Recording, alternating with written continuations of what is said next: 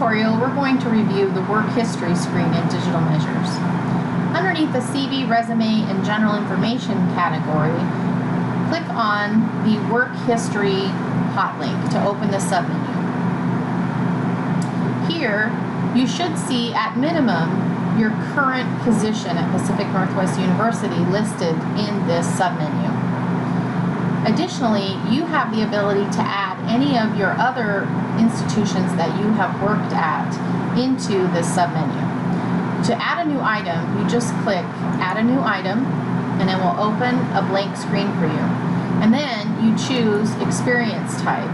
So what this field does is it's a very general category for you to categorize the type of work history that you're planning to enter, because these headings will then be shown on your resume. So if you list something as health professional as your experience type, then any of the activities that you list using that health professional experience type will be shown underneath a health professional category in your resume. And I'll show you what that looks like here in a moment. So let's take a look at, so let's pretend like we're going to add a health professional category here, and the organization that I worked for was Yakima Memorial Hospital, Yakima, Washington, and we'll say I was we'll just say receptionist. And is this my own company? No, it's not. And I can give a brief description if I'd like. It's not a required field, and so right now, for training purposes, I'm not going to take the time to do that.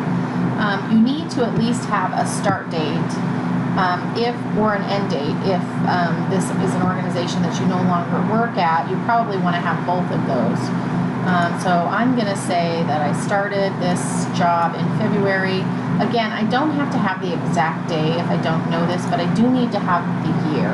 So I'm going to say that I started this organization in 2001, and I worked there until October of 2005. And then I'm going to click, 15.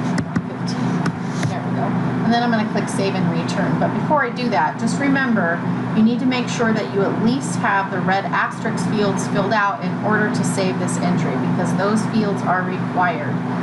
Additionally, you have to have at least one of these date fields filled out with the month and the year, which I do. I have all of those things taken care of, so I'm going to click Save and Return. And so it's added this activity to the bottom of my list because it puts it in ascending date order, and this is the oldest activity in this list of activities that I have. So now, I have the ability also to go in and edit this activity by clicking that pencil icon, which will reopen that activity for you. And then you can go in and make any changes if you made a mistake or something. Click Return and Cancel to go out of that if you didn't make a mistake and you don't have any changes to save.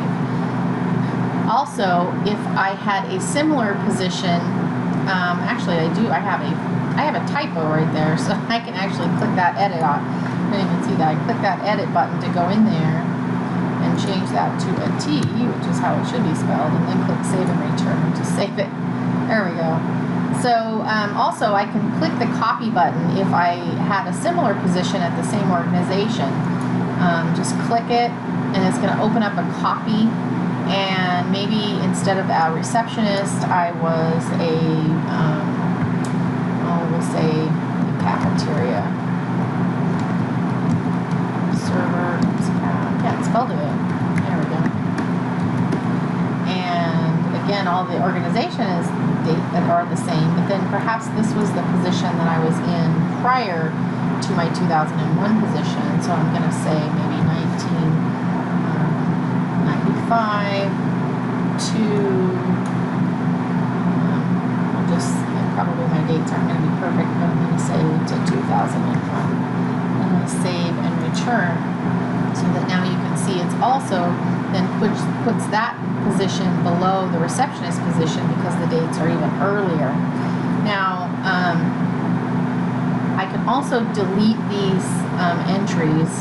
So right up here you have a delete button, which you can't use right now. It's not prominent, it's not active.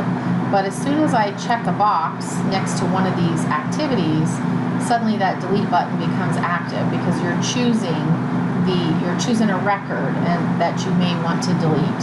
So I'm going to actually delete both of these activities because I didn't actually work in either of these types of positions. And then I'm just going to click that delete button and click OK.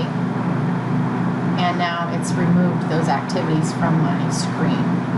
That's basically how you fill out that work history screen. If you have any questions regarding this screen or any of the other screens in Digital Measures, please feel free to give me a call or send me an email. Thanks for viewing.